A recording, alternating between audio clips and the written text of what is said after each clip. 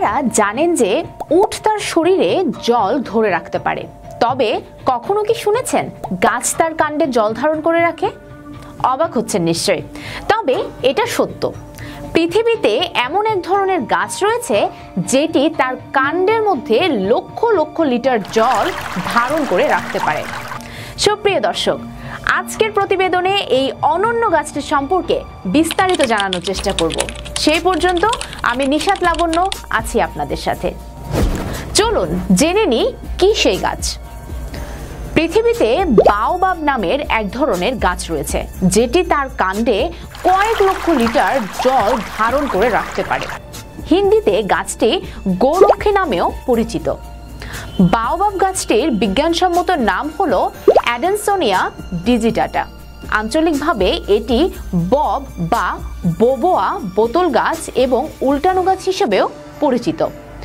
আরবিতে আবার গাছটি বুহিবাব নামে পরিচিত, যার অর্থ অনেক বীজযুক্ত গাছ। আফ্রিকাতে এটি দ্য ওয়ার্ল্ড ট্রি হিসেবে পরিচিত। গাছগুলোর বৈশিষ্ট্য কি?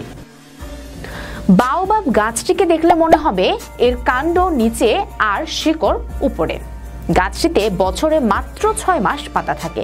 এই গাছে 5টি পাপড়ি বিশিষ্ট ফুলও ধরে। ফুলের রং বিভিন্ন ধরনের হয়ে থাকে, যেমন লাল, হলুদ, সাদা। অনন্য এই গাছটিকে দেখলে মনে হয় এর শিকড় উপরে আর কাণ্ড নিচে। বিশেষজ্ঞদের মতে বাওবাব গাছটি কাণ্ডের মধ্যে 1,17,348 লিটার জল ধরে রাখার ক্ষমতা রাখে, যে কারণে গাছগুলোকে জীবনদানকারী গাছও বলা হয়ে থাকে। এই ধরনের গাছ সাধারণত আফ্রিকার শুষ্ক অঞ্চলে দেখা মেলে। আফ্রিকা মহাদেশের মাদাগাস্কারে এই প্রজাতির গাছ রয়েছে, যা বহু শতাব্দী প্রাচীন। মাদাগাস্কার দেশের এফেট্টি শহরে বহু শতাব্দী প্রাচীন এই গাছ রয়েছে, যে গাছের নাম দেওয়া হয়েছে টিপট বাওবাব। গাছটির বয়স আনুমানিক 1200 বছর। বাওবাব গাছ হিবিস্কাস বা ম্যালো পরিবারের অন্তর্ভুক্ত 9টি পর্ণমোচী প্রজাতির একটি প্রজাতি, যার দেখা মেলে মাদাগাস্কার সহ অন্যান্য আফ্রিকান দেশগুলিতে। অস্ট্রেলিয়াতেও এমন প্রজাতির গাছ রয়েছে। মাদাগাস্কারে এই গাছের 6 রকমের প্রজাতি রয়েছে, যার কাণ্ডের রং ধূসর বাদামি থেকে লাল পর্যন্ত হয়ে থাকে।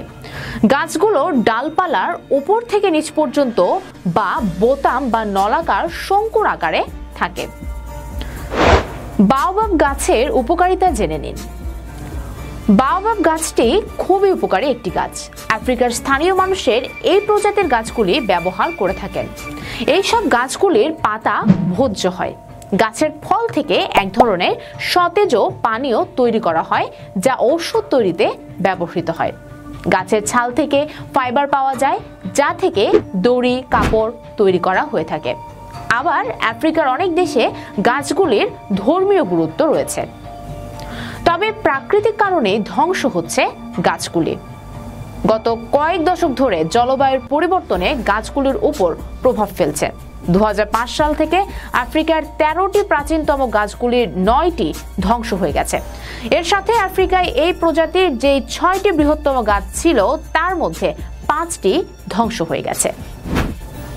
সুপ্রিয় দর্শক, এই বিষয়ে আপনার মতামত কি আমাদের কমেন্ট বক্সে অবশ্যই জানাবেন, এবং পরবর্তীতে কোন বিষয়ের উপর প্রতিবেদন দেখতে চান তা আমাদের জানাবেন। আমাদের সর্বোচ্চ চেষ্টা থাকবে তা করার। এতক্ষণ সাথে থাকার জন্য অনেক অনেক ধন্যবাদ।